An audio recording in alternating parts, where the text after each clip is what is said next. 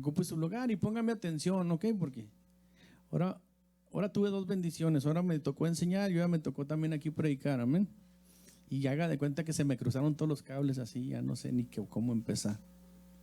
Lo que les iba a decir allá se los iba a decir acá, y lo que se los dije acá se los dije allá, y traigo un reburujo. Pero no se crea. Mire, le voy a empezar con esta analogía que dice así. Imagínese nada más, ¿ok? Imagínese que tiene usted un objeto extremadamente valioso, algo que representa la mayor riqueza y el poder que se pueda imaginar. Sin embargo, en las manos equivocadas, este objeto puede ser peligroso y traer consecuencias inesperadas. Este objeto que representa el poder y la presencia de alguien sumamente poderoso e importante, sin embargo, en lugar de tratarlo con respeto y el cuidado que se merece, lo maneja descuidadamente sin seguir las instrucciones de su dueño. Y esto muy pronto se transforma en lo que debía ser una bendición, que puede convertirse en una carga muy peligrosa. ¿Qué objeto piensa usted más o menos? Mire, yo la puse así cuando estaba haciendo esto. ¿Qué objeto sería que es así bien poderoso? ¿Qué objeto podría ser así que vale mucho? ¿Qué objeto? Yo no sé si usted vio la lámpara de Aladino. ¿Sí sabe cuál es la lámpara de Aladino? A ver, levante la mano el que sepa cuál es la lámpara de Aladino. Nomás poquitos. A ver, levante la mano el que no sabe. ¿No saben cuál es la lámpara de Aladino? Bueno, déjeme le cuento la historia.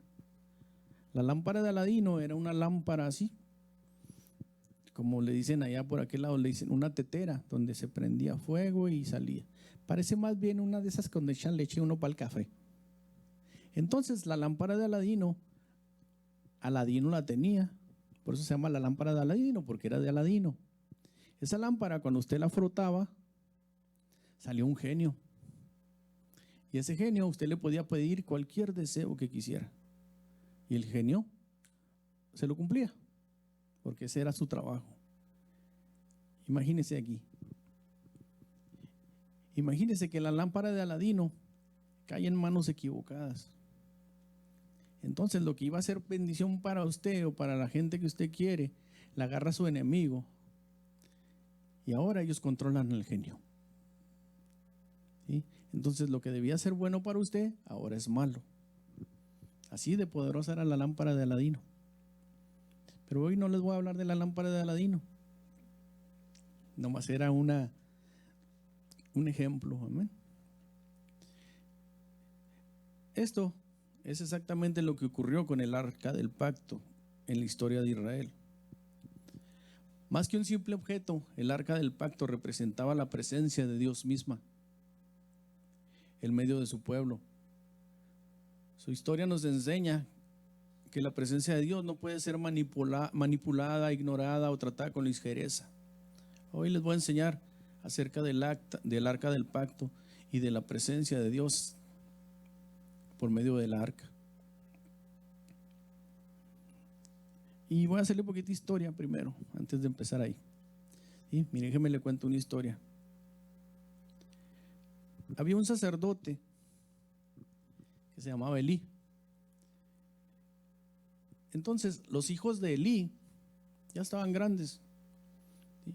Los hijos de Elí eran hombres impíos y no tenían el conocimiento de Jehová. Y era costumbre de los sacerdotes con el pueblo que cuando alguno ofrecía sacrificio a Jehová, venía el criado del sacerdote y mientras se cocía la carne, trayendo en su mano, traía un garfio. ¿Sí? Traía un garfio y lo metía en la olla, en el perol, en el caldero, en lo que usted quiera llamarle ahí. Yo le llamo olla porque soy de México. Metía el garfio de 3 dientes en la olla y sacaba la carne. Y lo que sacaba era para el sacerdote, o sea, para Elí. Y de esta manera hacían con todo israelita que venía a Silo. El lugar donde estaba Elí se llamaba Silo, así se llamaba la ciudad. Asimismo, antes de quemar la grosura, venía el criado del sacerdote y decía al que sacrificaba: da la carne para asar al sacerdote, porque no tomará de ti carne cocida, sino cruda. Y si el hombre le respondía, quemen primero la grosura y después toma tanto como quieras, y él respondía, no, no, no, no, no, dámela ahora mismo, de manera que de otra manera yo la tomaré por la fuerza. Ese no era el trabajo de los hijos de Elí, ni del ayudante del sacerdote. Era lo que el que iba a sacrificar le quería ofrecer. Pero si no me la das cruda, la voy a agarrar por la fuerza. Entonces, era pues muy grande delante de Jehová el pecado de los hijos de Elí, que los hombres menospreciaban las ofrendas a Jehová. Y Elí, el papá, ya era muy viejo. Era muy viejo y oía todo lo que la gente decía acerca de sus hijos. Ahí dispense. ¿Sí? Elí era muy viejo y oía todo lo que sus hijos hacían con todo Israel y cómo dormían con las mujeres que velaban del tabernáculo de reunión. No solamente le robaban la carne a los que llevaban el sacrificio, sino que aparte de eso se dormían con las mujeres que cuidaban el templo. ¿Sí? Y no digo dormían, usted sabe. Entonces Elí les decía, no, hijos míos, no es buena fama lo que yo oigo, pues hacéis pecar al pueblo de Jehová. Grábese esto, pues hacéis pecar al pueblo de Jehová. ¿Sí? El sacerdote era Elí, los hijos de Elí eran sus hijos. Los que hacían la maldad eran los hijos del sacerdote. El sacerdote nomás les decía que no siguieran haciendo maldad, pero no los reprendía fuertemente, no los quitaba para que dejaran de hacer el pecado. Seguían robándose la carne, seguían durmiendo con las mujeres que cuidaban el templo. Dice, si pecar el hombre contra el hombre, los jueces le juzgarán, mas si alguno pecare contra Jehová, ¿quién rogará por él? Pero ellos no les importó. No oyeron la voz de su padre, porque Jehová había resuelto hacerlos morir. ¿Sí? Ya Jehová había decidido borrarlos del mapa, a los hijos y al papá. Ponga atención. Póngame atención, nomás 35 minutitos más. Entonces, había un profeta ahí que era hijo de Alcana y la señora, no sé si se acuerda, pero había una señora que siempre iba a orar al templo ahí cuando estaba Elí. Y la señora todos los días oraba y todos los días iba. Y Elí le decía, digiere tu vino. Elí pensaba que estaba borracha la señora. Entonces ella le dijo, no estoy borracha. ¿Sí? Yo nomás quiero un hijo. Quiero que Jehová me conceda un hijo. Entonces Jehová oyó la oración de la señora y le dio un hijo que se llamaba Samuel. Entonces este Samuelito fue dedicado al templo y vivía con Elí y con los hijos de Elí, que eran bien vagos. Pero Samuel no era vago. ¿Sí? Samuel estaba dedicado a Jehová en cuerpo y alma. ¿Ok? Entonces Samuel creció y crecieron los hijos también. Y Samuel habló a todo el pueblo. Ya estaba grande, y Samuel habló a todo el pueblo de Israel porque en aquel tiempo salió Israel a encontrarse en batalla contra los filisteos. ¿Sí se acuerda? Los filisteos y los israelitas siempre habían tenido problemas. Siempre estaban en guerra, siempre. Y los filisteos presentaron la batalla a Israel y trabándose en combate, Israel fue vencido delante de los filisteos, los cuales los hirieron en batalla en el campo como a 4,000 hombres. ¿Sí? Los filisteos les pusieron, como decimos en México, una recia. Como dicen en otros lados, les pusieron una paliza a los de Israel. Les mataron 4,000. ¿Sí? Entonces, como el pueblo de Israel estaba impuesto a que siempre ganaba, ¿verdad? Porque era el pueblo de Israel. Dios estaba con ellos. Eso decían. Entonces, cuando volvió el pueblo al campamento, los ancianos de Israel dijeron: ¿por qué nos ha herido hoy Jehová delante de los filisteos? O sea, no entiendo. ¿Por qué perdimos? ¿Por qué perdimos? ¿Sí? Lo que no sabían, o lo que sí sabían, era que los hijos de Elí habían provocado que ellos perdieran esa batalla. Entonces, ¿qué dijeron ellos? Ok, dijeron los ancianos y todos los jefes de Israel: traigamos a nosotros de Silo el arca del pacto de Jehová, porque se supone o se suponía que el arca era la misma presencia de Dios, ¿correcto? Entonces dijo: traigamos de Silo el arca del pacto de Jehová, para que viniendo entre nosotros nos salve de la mano de los filisteos, o nos salve de la mano de nuestros enemigos. ¿Sí? A veces, por situaciones equivocadas, queremos traer la presencia de Dios a nuestra vida para que nos solucione nuestros problemas. Pero no es así. Tenemos que estar en el modo correcto. Entonces estos mandaron traer el arca, y pensando que trayendo el arca se iba a solucionar su problema. Pensaron que trayendo el arca del pacto se les iba a solucionar su vida. Entonces estos trajeron el arca de Dios creyendo que Dios iba a salvarlos de la mano de los filisteos. Pero, ¿a qué no sabe qué? Fueron a Silo, se trajeron el arca.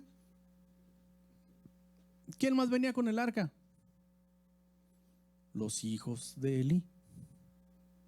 ¿Sí sabe cuáles van? Los que le conté al principio. Los que se acostaban con las mujeres que cuidaban ahí, y los que se robaban la carne de los sacrificios. Venían junto con el arca porque se suponía que ellos tenían que cuidar el arca.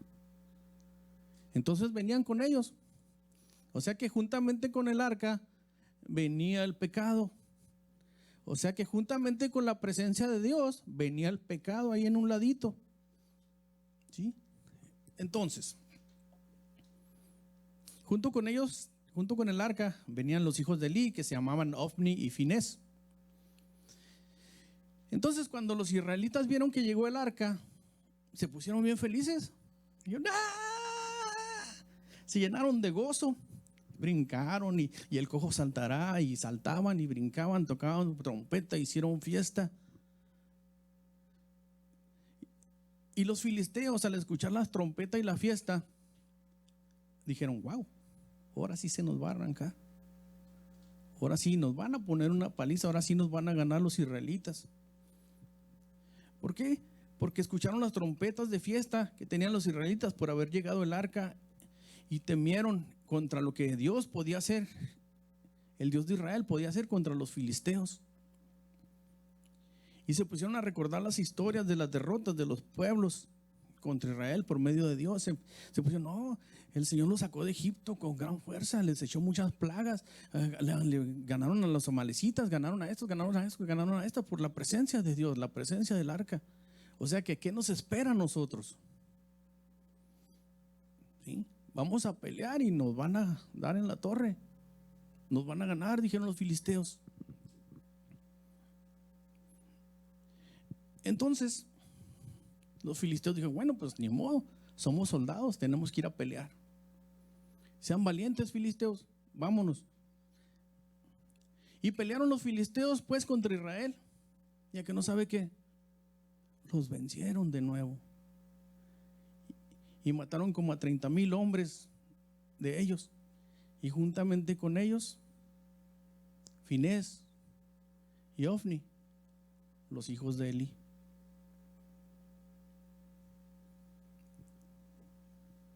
¿Cuál fue el precio? El precio del pecado es la muerte. Entonces los israelitas pensaron que por traer el arca, ya con eso tenían asegurado el pase para ganar. Pero no es así. A veces creemos que porque a veces sentimos la presencia de Dios en nuestra vida, podemos traer el pecado a nuestra vida y vivir con él, pero no es así. ¿Sí? Cuando el pecado está en la vida de uno, la presencia de Dios no está, porque Dios no habita donde hay pecado. Entonces, está buena la historia, ¿va? Y los tengo así todos así me gusta. Entonces, cuando los filisteos les ganaron, ¿sí?, capturaron el arca, ¿sí? Mire, los filisteos, ya que mataron a los 30,000 israelitas, agarraron el arca del pacto. Y el arca del pacto se la llevaron a un lugar que se llevaron desde Ebenezer hasta Asdod. Asdod era un campamento de los filisteos, una ciudad filistea. Entonces, ellos tomaron el arca, ya que no sabe qué hicieron con el arca los filisteos. La metieron ahí mismo. ¿Sí? Era un templo de Dagón. Dagón era el dios de los filisteos. Y pusieron el arca en un lado de Dagón. La misma presencia de Dios junto con su ídolo o junto con el Dios que ellos servían. Imagínense. Entonces el arca ya estaba en la tierra filistea, en el templo. Y los filisteos creían que por haber vencido al pueblo de Israel, también habían vencido al Dios de Israel, lo cual no era verdad. Entonces dejaron el arca ahí. Al otro día estaba la estatua de Dagón tirada junto al arca del pacto. Entonces los filisteos no pensaron nada más, dijeron: se cayó el Dagón, o se cayó nuestro Dios. Y lo que hicieron fue levantarlo nuevamente y lo pusieron de nuevo en su lugar. Pero ¿qué pasó? Al siguiente día volvió a caerse la estatua de Dagón, pero esta vez sin cabeza y sin manos. ¿Sí? Los ídolos no prevalecen junto a la presencia de Dios. Eso les está enseñando. ¿Sí? Dice el canto, ¿sí?, decapitó a Dagón, Dios de los filisteos, ¿sí?, quebrándole las 2 manos, lo redujo a vanidad. ¿Sí lo ha oído? De ahí salió ese canto. ¿Sí? Entonces, estos muchachitos de los filisteos, dice: y cuando al siguiente día los de Asdod se levantaron de mañana, he aquí Dagón postrado en tierra delante del arca de Jehová, y tomaron a Dagón y volvieron a su lugar, y volviéndose a levantar de mañana el siguiente día, he aquí Dagón había caído postrado en tierra delante del arca de Jehová. La cabeza de Dagón y las 2 palmas de sus manos estaban cortadas sobre el umbral, habiéndole quedado a Dagón el tronco solamente. Por esta causa los sacerdotes de Dagón y todos los que entran en el templo de Dagón no pisan el umbral hasta el día de hoy. Entonces, no solamente Dios humilló a su Dios, no solamente Jehová humilló a Dagón, sino que le mandó enfermedad al pueblo de Asdod. Les envió plagas y tumores. Toda la gente empezó a morir de tumores. Entonces, el terror se apoderó de los filisteos de Asdod. Dijeron: wow, o sea, pues ¿qué nos está pasando? Nomás porque tenemos aquí el arca del pacto, el arca de los israelitas, ¿sí?, nos estamos llenando de tumores y nos está llevando, pues, todo nos está, tenemos plagas, tenemos otra plaga, tenemos tumores y hasta nuestro Dios ya no lo quebraron. Entonces dice: y se agravó la mano de Jehová sobre los de Asdod y los destruyó y los hirió con tumores en Asdod y en su territorio. Y viendo esto, los de Asdod dijeron: no quede con nosotros el arca de Dios de Israel, porque su mano es dura sobre nosotros y sobre nuestro Dios Dagón. Fíjese qué fácil. Dijeron: no, ya no queremos la presencia de Dios aquí. mejor llévesela para afuera, llévesela para otro lado. Lo mismo sucede en nuestras vidas. Cuando la presencia de Dios te confronta o nos confronta con el pecado, ya no queremos saber nada de Dios. Es más, queremos que saquen a Dios de nuestra vida. ¿Por qué? Porque no podemos entender que Dios es un Dios santo, ¿sí? Que la maldad no habita cuando Dios está. Entonces convocaron pues todos los príncipes de los filisteos y les dijeron: ¿qué haremos del arca del Dios de Israel? Y ellos respondieron: pásese el arca del Dios de Israel a Gat. ¿Sí? O sea, nosotros no podemos con el arca, mándesela a otro. ¿Sí? Nosotros no podemos con la presencia de Dios, mándesela a otro. Así como cuando el pueblo de Israel mandaron a Moisés: no, tú ve allá al monte que Dios te habla a ti, y luego ya vienes y nos dices. Igualito pasó aquí. La presencia de Dios era tan fuerte que dijeron: no, ya no la queremos aquí en Asdod, mándesela a Gat. Y aconteció que cuando habían pasado, la mano de Jehová estuvo contra la ciudad de Gat con gran quebrantamiento, y afligió a los hombres de aquella ciudad, desde el más chico hasta el más grande, y también se llenaron de tumores. Entonces, ¿qué dijeron los de Gat? Entonces enviaron el arca de Dios a Ecrón, y cuando el arca de Dios vino a Ecrón, los ecronitas dieron voces diciendo: han pasado a nosotros el arca de Dios de Israel para matarnos a nosotros y a nuestro pueblo. O sea, pues ¿cómo está el punto? O sea, primero le agarraron a aquellos y no lo quisieron, nos mandan a esto, y luego salió ahí la enfermedad y luego nos la mandan a nosotros. ¿Sí? Entonces enviaron reunión a todos los príncipes de los filisteos diciendo: enviar el arca del Dios de Israel y vuélvase a su lugar y no nos mate a nosotros ni a nuestro pueblo. ¿Entiende? El arca representa la presencia de Dios en su vida. ¿Sí? Uno no la quiso, el otro tampoco la quiso, el otro tampoco la quiso. ¿Qué dijeron? Devuélvasela a su dueño. Devuélvale la presencia de Dios a los israelitas, nosotros no la queremos. ¿Sí? La presencia de Dios a veces está en tu vida y no la quieres. La presencia de Dios a veces llega a tu vida y no la quieres, se la quieres, que pases a otro. No, él sí que busque a Dios, yo estoy bien. Él sí que sienta la presencia de Dios, yo estoy bien así como estoy. ¿Sí? Yo le aseguro que si los filisteos hubieran entendido que la presencia de Dios puede cambiar la vida, así como ha cambiado la de nosotros, no se hubieran deshecho del arca del pacto. ¿Sí o no? Póngase a pensar. ¿Sí? Si usted tuviera la presencia de Dios día y noche en su casa, imagínese lo bendecido que estaría. ¿Sí? Pero no, como los filisteos tenían otros dioses, los filisteos tenían otros ídolos, los filisteos tenían otras creencias, no les caía el 20 de que el arca representaba la misma presencia de Dios en la vida de ellos. Entonces, la presencia de Dios no puede ser manipulada. Los filisteos pensaron que podían usar el arca como un trofeo de guerra, pero Dios les mostró que su poder no está sujeto a la voluntad humana.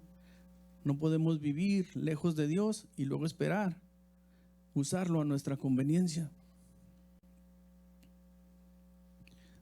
Lo pusieron al lado de Dagón. Dios no comparte su gloria con nadie. Él es santo, Él es soberano. ¿Sí? Así como nosotros, ¿sí? A veces ponemos ídolos antes que Él. ¿Qué es un ídolo? Un ídolo es todo lo que ocupa el lugar de Dios en tu vida. ¿Sí? Entonces, si Dios tiene un plan para tu vida y tú tienes un plan para Dios y luego lo cambias por otra cosa, eso se convirtió en un ídolo. ¿Sí entiendes? Si tú ya dijiste, ok, por ejemplo, te lo voy a poner sencilla en la mañana. Si tú pusiste en tu corazón, voy a ir a la dominical porque bla, bla, bla, quiero escuchar palabra de Dios. Pero si te salió otra cosa, yo no sé, te salió una llamada, te dio flojera, no te quisiste bañar, te dio hambre, yo no sé. Eso se convirtió en un ídolo, porque pusiste eso antes que poner a Dios en tu vida. Entonces Dios es soberano sobre todas las naciones, no solamente gobierna en Israel, sino en todo el mundo. Y el poder de Dios se conocía en todos lados. Entonces ya no querían el arca. ¿Qué hicieron? Regresaron el arca a Israel, ¿sí? El consejo de los filisteos fue que hablaron con sus sacerdotes, con sus adivinos, y le dijeron: ¿qué vamos a hacer? No, pues ya no la queremos porque tenemos un chorro de tumores, un chorro de plagas y nos estamos muriendo. Ya sé, vamos a mandarla con los israelitas, ¿sí? Entonces buscaron la manera de cómo deshacerse del arca, ¿sí? Le dijeron los sacerdotes de ellos mismos, los adivinos, le dijeron: ¿saben qué? Pero no la manden vacía, ¿sí? Mándela con una ofrenda, ¿sí? Mándela, paguen la ofrenda a los israelitas por tener nosotros el arca, ¿sí? Entonces quisieron, pero ¿qué hacemos? Dijeron los filisteos a los sacerdotes de ellos: pues hagan unos tumores de oro. Así como les salía el tumor en la piel, con esa forma hacían los tumores de oro, uno por cada príncipe, les dijeron. Y también hagan, como tenían plaga de ratones, hagan también ratones de oro y póngaselos ahí en la carreta donde van a mandar el arca. Y así hicieron. Era pagar tributo a los israelitas por haber tenido el arca, aunque la hubieran agarrado en la guerra. Ya no querían saber nada, ya lo que querían es que les quitaran lo tupido que les estaba dando Dios. Entonces echaron el arca en una carreta y le pusieron 2 vacas y dijeron: bueno, si se va todo el caminito hasta por allá y no se sale ni a diestra ni a siniestra, es que era Dios el que nos puso la plaga y el que nos puso los tumores. Y si se sale para otro lado, pues vino de otro lado. ¿Ok? Entonces el arca llegó a un pueblo que se llama Bet-Semes. Y cuando el pueblo de Bet-Semes vio que venía el arca, que venían las vacas, que no se salieron ni a diestra ni a siniestra, llegaron y vieron el arca y ¡wow! Se pusieron bien contentos. Se pusieron felices porque el arca había regresado a ellos y la recibieron con gozo, y vieron los ratones y vieron los tumores de oro y un chorro de dinero, dijeron, y se pusieron bien felices. Pero ¿qué pasó aquí en Bet-Semes? ¿Sí? La curiosidad del pueblo de Bet-Semes, abrieron el arca para mirar qué había dentro de ella. ¿Y qué pasó? Dios los castigó por haber tratado el arca sin respeto y mató a 50,000 personas de ese pueblo. ¿Sí? La presencia de Dios en nuestra vida tiene que tratarse con respeto. Dios es un Dios santo. Aunque no lo veamos, aunque no lo sintamos, aunque sabemos que existe, tenemos que tratarlo con respeto. ¿Sí? ¿Por qué? Porque Él es el que nos hizo. Él es el que nos da la vida. Aunque no lo veamos, aunque a veces en nuestra naturaleza humana decimos, y nos entra la duda y decimos: ¿acaso Dios me escucha? ¿Acaso Dios está conmigo? ¿Acaso en verdad Dios existe? Sí. Entonces dijeron los del pueblo de Bet-Semes: entonces, ¿quién podrá estar delante de Jehová, el Dios santo?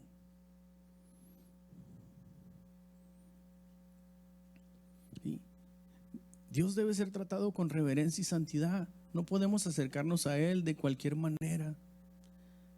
Hoy, aunque no tenemos el arca físicamente, su presencia sigue siendo real y nos acercamos a Él en oración, adoración y servicio con un corazón humilde. Porque Él está aquí. No está el arca, pero Él está. Y es el mismo Dios, es la misma presencia. Y Dios es justo en su juicio sobre Bet-Semes. Nos recuerda que no podemos abusar de su gracia. El temor del Señor nos protege de vivir de manera irresponsable espiritualmente. Entonces los de Bet-Semes, ¿qué dijeron? Ya no queremos la presencia de Dios aquí tampoco. Nos mató a 50,000. Entonces dijeron, ok, vamos a mandarla a Quirit Jearim. ¿Sí? Para ese entonces Samuel ya les había dicho al pueblo de Israel, ¿saben qué? Está pasando todo esto porque tenemos idolatría, porque no se están portando bien conforme a Dios quiere que te portes.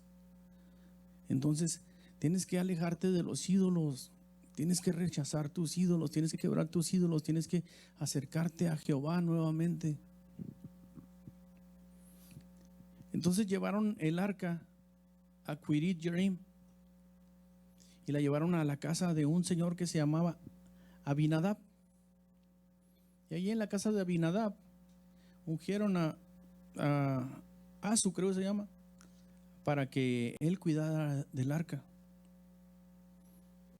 Entonces el arca en la casa de Abinadab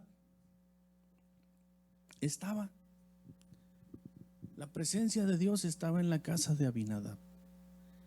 Así como la presencia de Dios está en tu casa hoy. Así como la presencia de Dios está en tu vida hoy. Pero ¿qué pasa? ¿Qué pasa en la casa de Abinadab? Agarra y pone el arca, yo creo allá en el rincón, donde nadie la vea, donde nadie la use, donde nadie la sienta.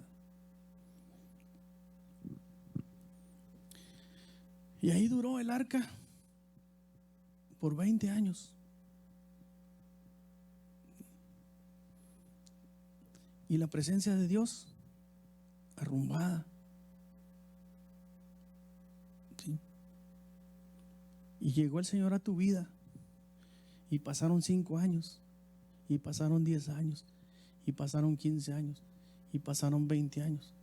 Y la presencia de Dios arrumbada.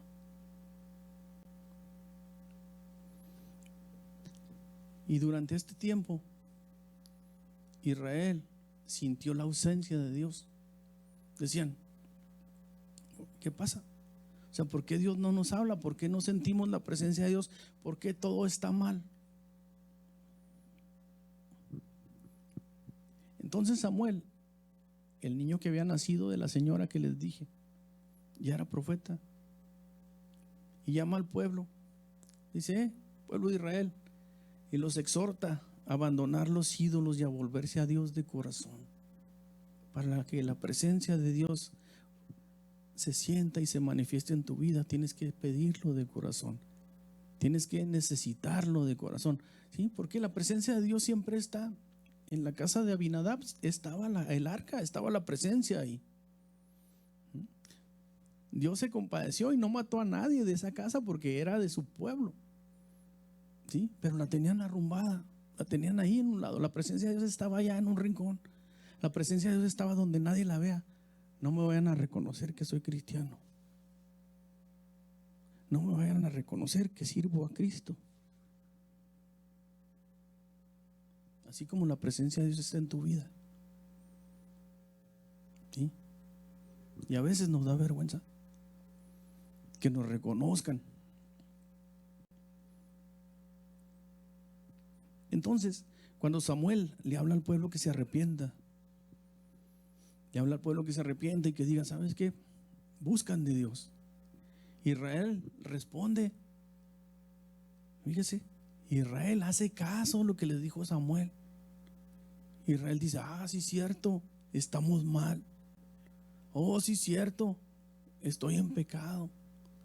Oh, sí, cierto, la estoy regando. Oh, sí, cierto, me falta Dios en mi vida. Oh, sí es cierto.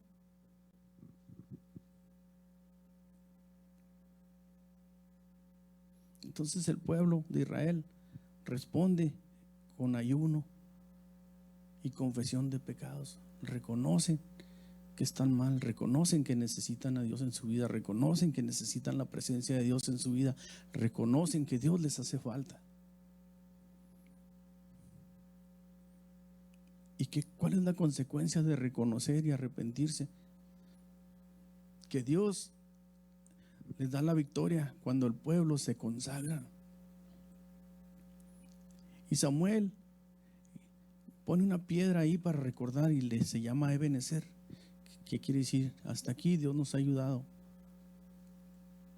Entonces el arrepentimiento genuino restaura nuestra relación con Dios.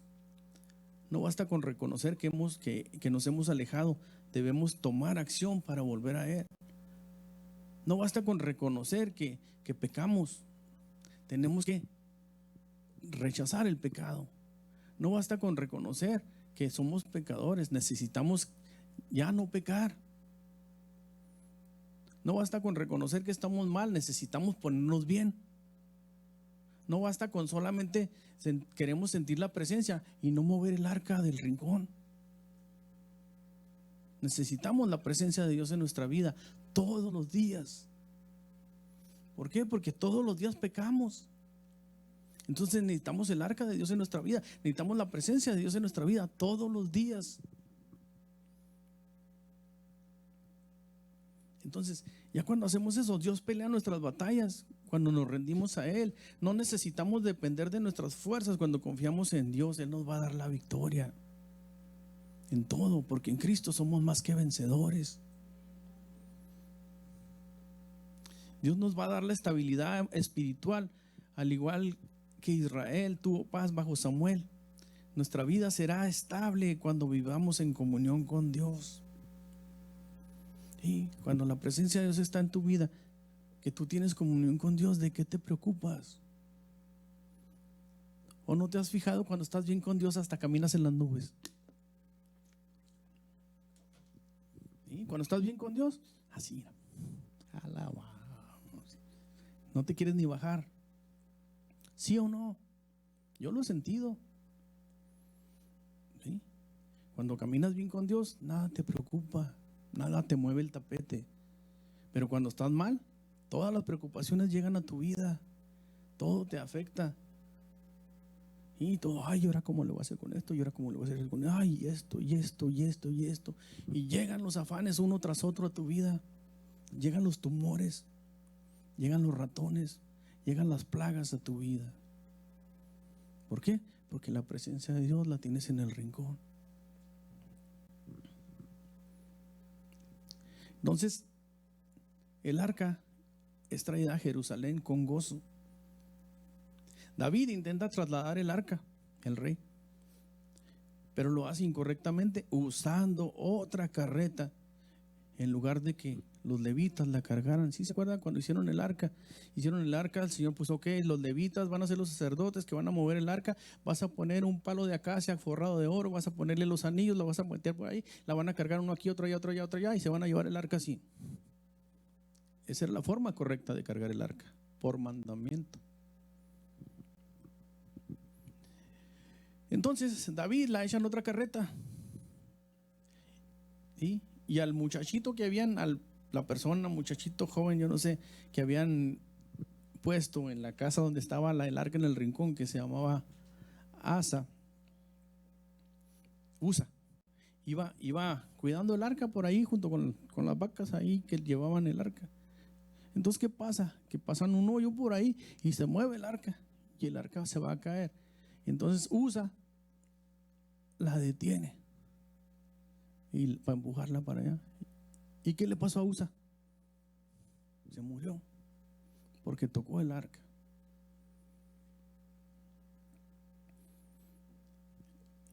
Y muere instantáneamente.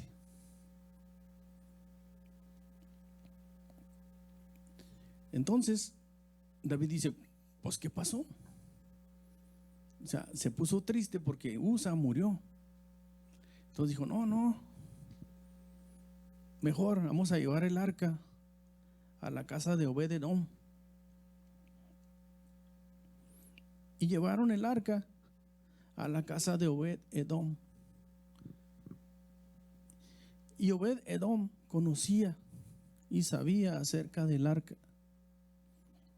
Entonces Obed-Edom recibe el arca correctamente, ¿sí? Y la pone en un lugar específico, en un lugar de adoración. Entonces, ¿qué pasa? ¿Qué pasa con Dios? ¿Qué pasa?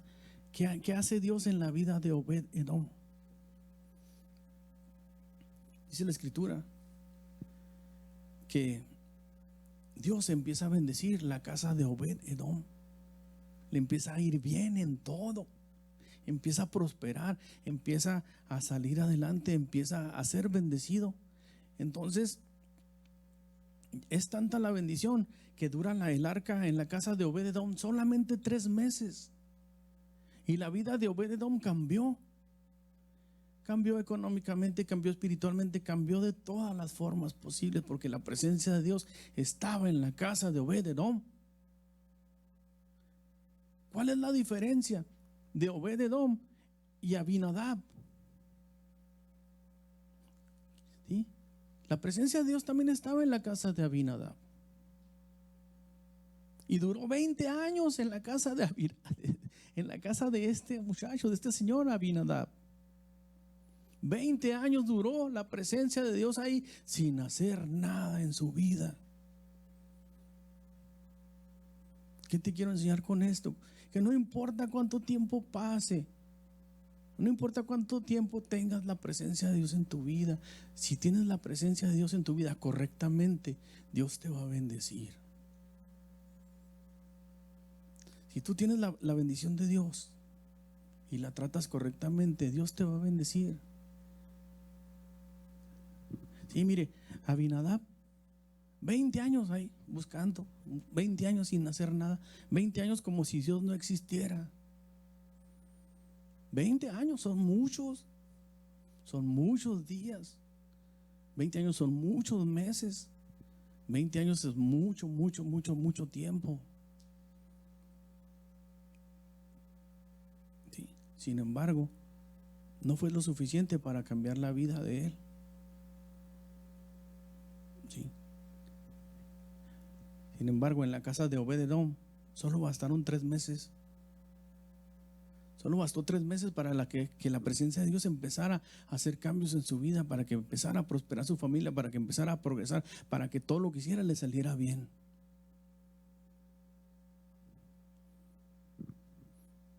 Entonces, Dios no necesita ayuda humana para sostener su gloria como lo quería hacer Usa. A veces creemos que debemos corregir a Dios y tomar el control, pero pues Dios es soberano.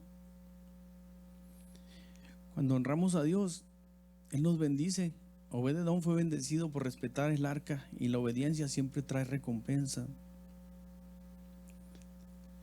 La verdadera adoración agrada a Dios, no a los hombres. ¿Sí? Entonces, Dios es un Dios santo y su presencia siempre debe ser tratada con reverencia. ¿Sí? Obedecer a Dios siempre trae bendición y victoria. ¿Sí?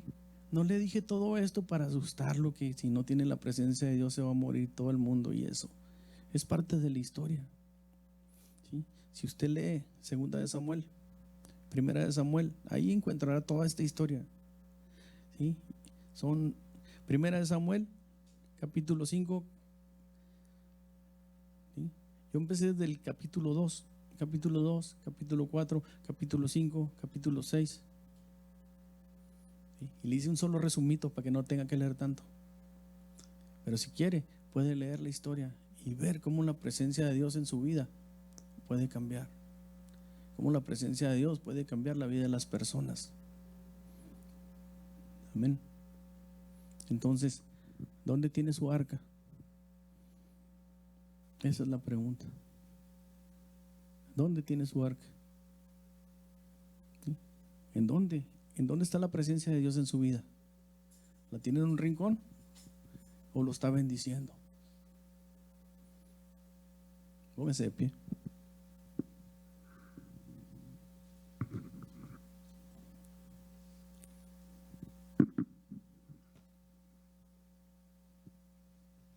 Le dije que iba a ser cortito, mire.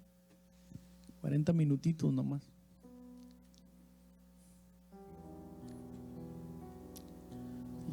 Entonces, lo único que yo le puedo decir es esto, ¿verdad? Que busque la presencia de Dios en su vida. Que busque la presencia de Dios en su vida y que no la ponga en un rincón. ¿Sí? Si usted no ha visto un cambio en su vida, ya tiene un mes sin sentir la presencia de Dios, ya tiene un mes sin que Dios haya hecho algo en su vida, es mucho. Ya tiene 2 semanas sin que Dios haya tratado con su vida, sin que usted haya sentido la presencia de Dios, sin que usted haya derramado lágrimas, sin que usted se haya postrado delante de Él, es mucho. La presencia de Dios tiene que estar siempre en nuestro corazón. La presencia de Dios siempre tiene que estar en nuestra vida. ¿Por qué? Porque si no nos va a pasar que la vamos a ir arrumbando, y ya pasó 1 año, y ya pasaron 3 años, y ya pasaron 5 años, y ya pasaron 10 años, y ya pasaron 20 años, y la presencia de Dios no hizo nada con nosotros. Entonces, ¿sí? No tenemos que hacer eso. Podemos hacer lo que en 3 meses Dios cambie toda nuestra vida. Podemos hacer que Dios nos mueva, que Dios haga lo que tiene que hacer en nuestra vida. Lo único que tenemos que hacer es buscar a Dios de la manera correcta. ¿Cuál es la manera correcta? Tratar de dejar el pecado, tratar de dejar las cosas que no agradan a Dios. ¿Y qué es lo que no agrada a Dios? El pecado. Simple. Sí, Dios no es un Dios de complicaciones. Dios lo hace todo fácil para que usted lo pueda seguir. Amén. Bendito Dios. Te damos gloria, Señor. Te damos honra y te damos alabanza, Señor.